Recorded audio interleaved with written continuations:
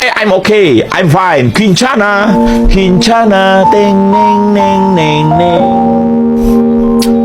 Ku menahan rasa sakit, rasa sakit. Astagfirullahaladzim. Dah tuh gue jeda kejadian gedor. Astagfirullahaladzim, kamu ini berdosa banget.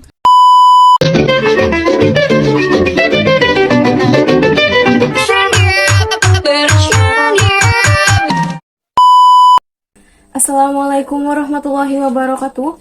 Perkenalkan, nama saya Fitri Rahmadani, mahasiswa Pendidikan Agama Islam semester 5, Fakultas Tarbiyah dan Ilmu Keguruan, Universitas Islam Negeri Sultan Haji Muhammad Idris Samarinda. Sebelumnya, video ini saya buat untuk memenuhi ujian akhir semester mata kuliah Komunikasi Pendidikan yang diampu oleh Bapak Dr. Ahmad Muadin MPD. Di video ini, saya akan menjelaskan mengenai komunikasi. Komunikasi menurut Carl River Hovland dalam bukunya yang berjudul Social Communication 1948 menyebutkan bahwa komunikasi adalah proses di mana individu mentransmisikan stimulus untuk mengubah perilaku individu yang lainnya.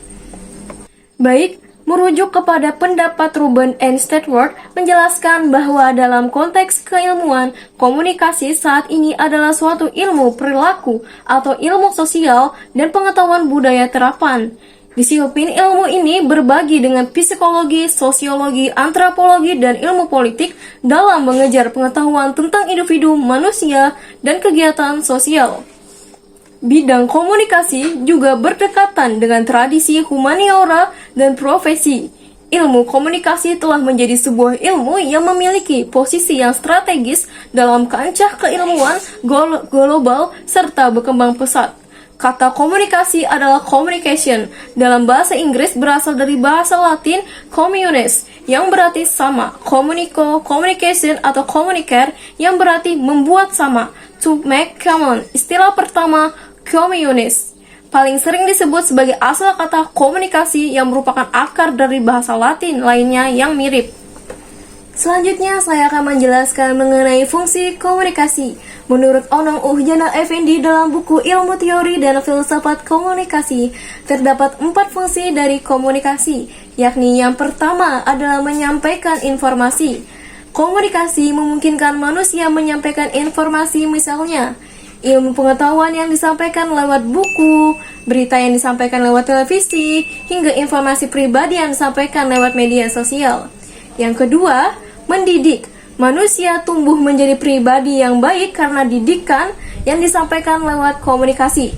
Saat bayi, ibu akan berkomunikasi dengan anaknya sehingga anak tersebut paham akan bahasa.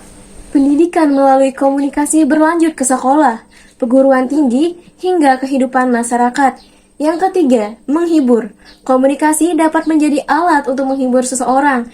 Misalnya, penyampaian rasa simpati ketika seseorang bersedih, buku motivasi yang menghibur, acara televisi yang menyenangkan, juga musik dengan lirik penyemangat.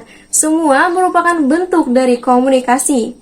Yang keempat, memengaruhi. Komunikasi dapat memengaruhi tindakan dan pemikiran seseorang, sehingga lahirlah peribahasa tak kenal maka tak sayang. Peristiwa mengenal dilakukan dengan komunikasi. Contoh lainnya adalah sosialisasi, kesadaran lingkungan, yaitu bentuk komunikasi yang mempengaruhi orang lain untuk peduli pada lingkungan. Lalu bagaimana ya komunikasi di dalam pendidikan? Komunikasi pendidikan adalah proses penyampaian pesan dari komunikator kepada komunikan dalam konteks pendidikan. Tujuan dari komunikasi pendidikan adalah untuk menyampaikan informasi tentang materi pelajaran yang akan diajarkan agar dapat dipahami dan dipahami oleh siswa. Lalu, apa saja ya manfaat dari komunikasi pendidikan? Ada beberapa manfaat dari komunikasi pendidikan, antara lain dapat membantu proses belajar untuk mencapai tujuan belajar, memotivasi siswa, memperjelas pemahaman pesan dan informasi dalam proses belajar mengajar, serta mengatasi keterbatasan waktu karena dapat diakses di mana saja. Selain itu, komunikasi pendidikan juga dapat membantu meningkatkan motivasi belajar siswa dan menciptakan siswa yang berprestasi. Berkat komunikasi, jarak yang jauh menjadi dekat, yang jauh di mata tapi dekat di hati, hemat biaya dan mampu menebus ruang dan waktu.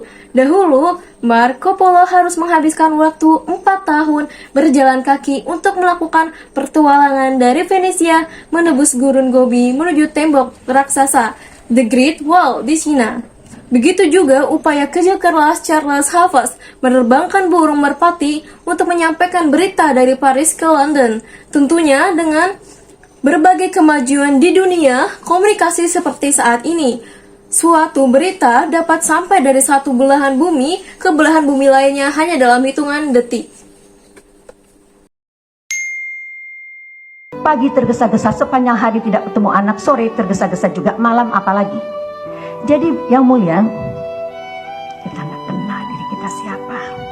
Kalau kita nggak kenal diri kita siapa, bagaimana mungkin kita kenal anak kita satu-satu? Ya kalau 2, 8. Jadi kita nggak pernah menyapa keunikan anak kita.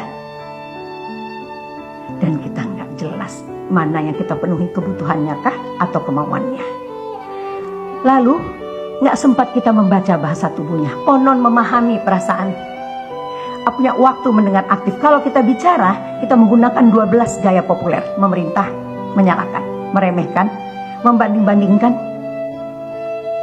mencap, menasihati. Bukan tidak boleh menasihati, tapi jangan menasihati ketika emosi sedang bermasalah. Nah, teman-teman udah tahu dong pentingnya komunikasi. Jadi, kita harus dapat menggunakan komunikasi sebaik-baiknya. Karena komunikasi ini sangat penting loh buat kehidupan kita di masa depan.